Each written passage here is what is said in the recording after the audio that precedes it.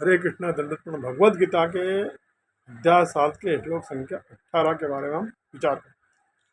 मज्ञानतिमिरान्धस्य ज्ञानांजन शलाकया चक्षुरुन्मिलितं येन तस्मै श्री गुरुवे नमः। नमो विष्णुपादाय कृष्णप्रेष्ठाय भूतले श्रीमते भक्तिवेदांत स्वामिनिति नामिने। नमस्ते सरस्वते देवे गौरवाणी प्रचारणे निर्विशेष शून्यवादी पाश्चात्य देशतारिणे। जय श्री कृष्ण चैतन्य प्रभु नित्यानंद श्री अद्वैत गदाधर श्रीवासादि गौर भक्त। हरे कृष्ण कृष्ण कृष्ण हरे हरे, हरे राम राम राम हरे हरे। श्लोक संख्या 18। उदारा सर्व एवैते ज्ञानी त्वामेव मे मतम् आस्थिता सही युक्तात्मा मामेवानुत्तमां गतिम्। भगवान कहते हैं कि निस्संदेह ये सब उदार चेता व्यक्ति हैं, किंतु जो मेरे ज्ञान को प्राप्त है उसे मैं अपने ही समान मानता हूँ। वह मेरी दिव्य सेवा में तत्पर रहकर मुझ सर्वोच्च उद्देश्य को निश्चित रूप से प्राप्त करता है। ऐसा नहीं है कि जो कम ज्ञानी भक्त हैं वे भगवान को प्रिय नहीं है। भगवान कहते हैं कि सभी उदार चेता है, क्योंकि चाहे जो भी भगवान के पास किसी भी उद्देश्य से आया वो महात्मा कहलाता है। जो भक्त भक्ति के बदले कुछ लाभ चाहते हैं उन्हें भगवान स्वीकार करते हैं, क्योंकि इससे स्नेह का विनिमय होता है, एक्सचेंज ऑफ स्नेह। वे स्नेहवश भगवान से लाभ की याचना करते हैं और जब उन्हें वह प्राप्त हो जाता है तो वे इतने प्रसन्न होते हैं कि वे भी भगवत भक्ति करने लग जाते हैं। किंतु जो ज्ञानी भक्त होता है वह भगवान को इसलिए प्रिय है जो उसका उद्देश्य प्रेम तथा भक्ति से परमेश्वर की सेवा करना होता है। ऐसा भक्त भगवान की सेवा किए बिना क्षण भर भी नहीं रह सकता। इसी प्रकार परमेश्वर अपने भक्त को बहुत चाहते हैं और वे उससे विलग नहीं रह सकते। भागवतम में कहा गया है कि भक्तगण सदैव मेरे हृदय में निवास करते हैं और वे भक्तों के हृदयों में वास करते हैं। भक्त भगवान के अतिरिक्त और कुछ नहीं जानता और भगवान की भी भक्त को नहीं भूलता कभी। भगवान तथा शुद्ध भक्तों के बीच घनिष्ठ संबंध रहता है। ज्ञानी शुद्ध भक्त कभी भी आध्यात्मिक संपर्क से दूर नहीं होते, अतः वे भगवान को अत्यंत प्रिय होते। तो ये सब के सब भक्त उदार हैं, सेवा भाव वाले हैं। भगवान ने यहाँ जो उदार शब्द प्रयोग किया उसके कई विचित्र भाव हैं। चौथे अध्याय में भगवान कहते हैं कि भक्त जिस प्रकार मेरे शरण होते हैं उसी प्रकार मैं उनका भजन करता हूँ।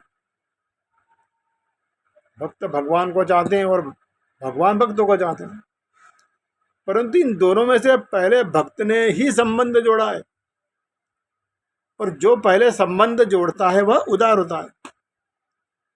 तात्पर्य है कि भगवान संबंध जोड़े या न जोड़े इसकी भक्त परवाह नहीं करता।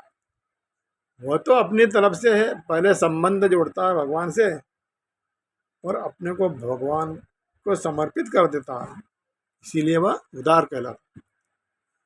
अच्छा, देवताओं के भक्त सकाम भाव से विधि पूर्वक यज्ञ दान तप आदि कर्म करते हैं, तो देवताओं को उनकी कामना के अनुसार वह चीज़ देनी पड़ती है, क्योंकि देवता होते हैं ना जो हित अनहित नहीं देखते। परंतु भगवान का भक्त अगर भगवान से कोई चीज़ मांगता है और जब भगवान उसे देते हैं तो उससे उसकी भक्ति बढ़ जाती है। कारण कि भगवान परम पिता है और परम हितैषी है। तात्पर्य हुआ कि अपनी कामना की पूर्ति ही हो अथवा न हो, तो भी वे भक्त जो हैं भगवान का भजन करते रहते, भगवान के भजन को नहीं छोड़ते। यह उनकी उदारता है। फिर अगला क्या है कि संसार के भोग और धन दौलत प्रत्यक्ष सुखदायी दिखते हैं, और भगवान के भजन में प्रत्यक्ष जल्दी सुख नहीं दिखता। फिर भी संसार के प्रत्यक्ष सुख को छोड़कर, अर्थात भोगने और संग्रह करने की लालसा को छोड़कर भक्त भगवान की भजन करता है। ये उसकी उदारता है। अच्छा, भगवान के दरबार में मांगने वालों को भी उदार कहा जाता है। विनय पत्रिका में कहा गया है कि कोई कुछ मांगता है, कोई धन चाहता है, कोई दुख दूर करना चाहता है, ऐसे मांगने वाले भक्तों को भी भगवान उदार कहते हैं। वह भगवान की विशेष उदारता ही है। और क्या है कि भक्तों का लौकिक पारलौकिक कामना पूर्ति के लिए अपनी तरफ से किंचित मात्र भी भाव नहीं रहता। वे केवल भगवान से ही कामना पूर्ति चाहते हैं। भक्तों का यह अनन्य भाव ही उनकी उदारता है। अगला शब्द बताते हैं ज्ञानी त्वामेव मे मतम। यहाँ जो तू पद आया है उससे ज्ञानी अर्थात प्रेमी भक्त की विलक्षणता बताई गई कि दूसरे भक्त तो उदार ही, पर ज्ञानी को उदार क्या कहें।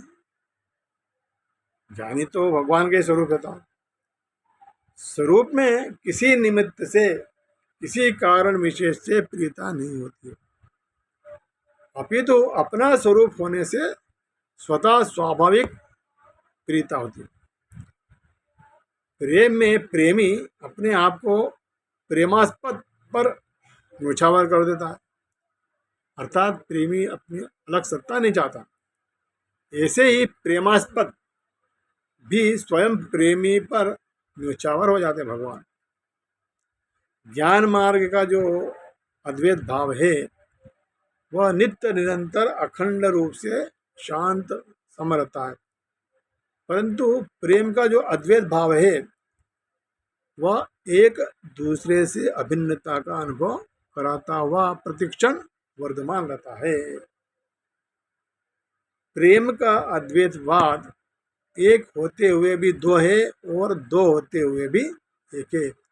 इसलिए जो प्रेम तत्व है उसको अनिर्वचनीय कहा गया। शरीर के साथ सर्वथा अभिन्नता एकता मानते हुए भी निरंतर मित्रता बनी रहती है, और भिन्नता का अनुभव होने पर भी भिन्नता बनी रहती है।